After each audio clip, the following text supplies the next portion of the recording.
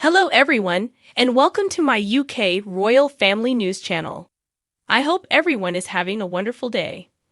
Before we begin, please hit the subscribe button and give this video a thumbs up. As Harry departs the US, Meghan's new Netflix project is not going to work.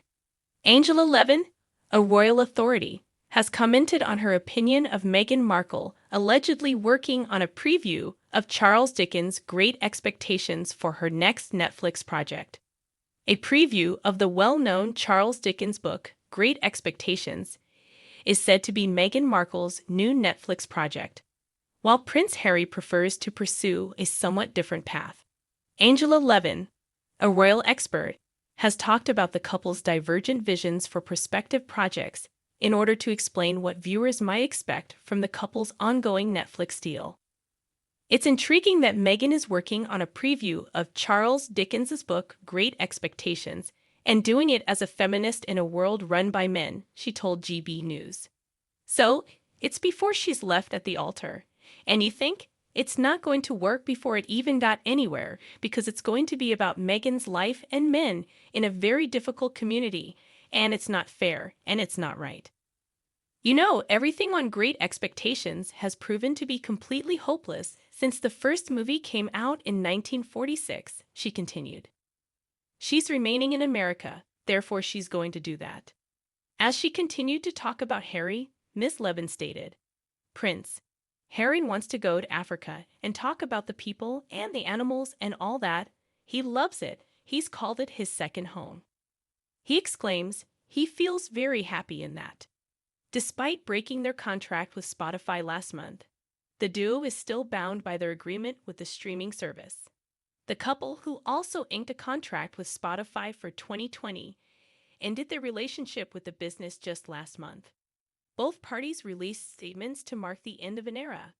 They both emphasized how proud they were with the sole series to result from the agreement, Meghan's podcast series Archetypes. How the Queen actually felt about the shocking Oprah interview with Harry and Meghan. New excerpts from a book on the firm that was published this week provide into depth about how the Queen responded to the interview. The Queen allegedly postponed her reaction to Prince Harry and Meghan Markle's shocking Oprah Winfrey interview in 2021 because she was adamant about delaying it until it was aired in the UK. A freshly updated book by Times journalist and novelist Valentine Lowe, which details life inside palace walls, revealed the revelation. The Queen reportedly intended to view the interview at the same time as the general public in the UK, according to the book. The claim was made by the author, who broke the 2021 story that Meghan Markle had been accused of bullying royal employees, in a new chapter of his best-selling 2022 book Courtiers, which came out this week. Mr. Lowe said, in an excerpt from the Times, that the royal family's agitated reaction to Harry and Meghan's interview with Oprah. The shocking interview aired on Sunday, March 7, 2021 in the U.S. Palace courtiers were keen to start damage control as soon as possible because it wasn't scheduled to air in the UK until the next day, according to Newsweek. In the publication of his new book, Mr. Lowe stated, a palace team had kept an eye on the interview all night. Senior officials had spent the whole morning engaged in conference calls discussing possible responses. By 2:00 p.m. on Monday, a draft of the statement was ready. But the palace said nothing, much to the chagrin of the reporters. He asserted that the Queen, who serves as the institution's head, was to blame for the quiet rather than the palace administration for once. One insider said, one of the reasons was that the late Queen was adamant that she was going to watch the program first. Mr. Lowe said, and she planned to watch it Monday night on Broadcast Network, ITV, with the general public. The following morning, Harry and Meghan gave an 85-minute interview in which they discussed their conflicts with William and Kate, Charles and Camilla, the media, and royal advisors. The late Queen had viewed it. Mr. Lowe asserted that the senior royals discussed the draft statement of reaction. According to Lowe, the Queen's courtiers initially suggested an open statement that acknowledged Harry and Meghan's allegations while also urging for reconciliation, but Kate, the then Duchess of Cambridge, objected. William and Kate were clear which side of the debate they were on, though they were as worried as anyone about not getting into a tit-for-tat with Harry and Meghan, he said. He stated, quoting a royal insider, "They wanted it toughened up a little bit. They both agreed that we needed something to indicate that much of what had been said had been rejected by the institution." William, said, "It is really important that you guys come up with the right way of making sure that we are saying that this does not stand." Kate was unquestionably right behind him in that. In a 2-hour conversation with the US TV host, the Duke and Duchess of Sussex discussed why they were leaving their positions as working royals.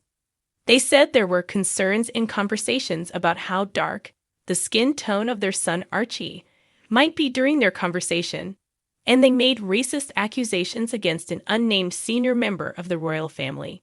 When the racism allegations first surfaced, the palace issued a statement on behalf of the late Queen, acknowledging that recollections may vary in some cases. As the royal dispute comes to a stalemate, Prince Harry and Meghan Markle are in their flop era.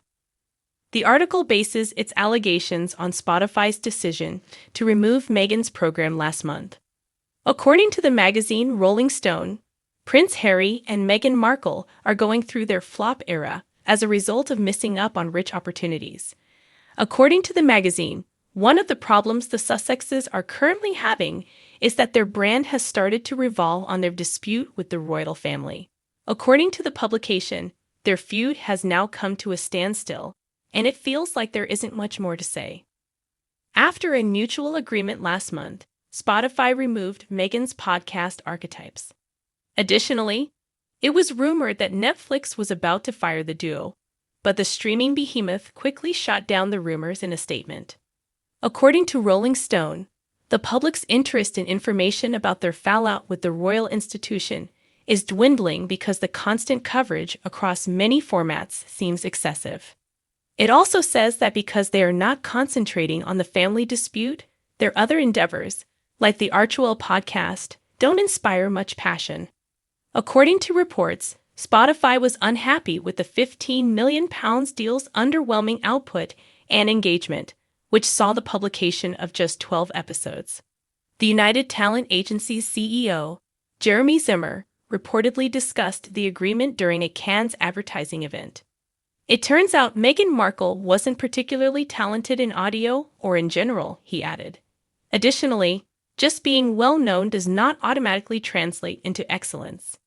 In May of last year, Netflix also announced the discontinuation of Pearl, an animated program produced by Meghan and Harry's Archewell Productions, with the goal of showcasing significant female figures in history. Thanks for watching. If you like this video, so please don't forget to subscribe my channel and don't miss any update.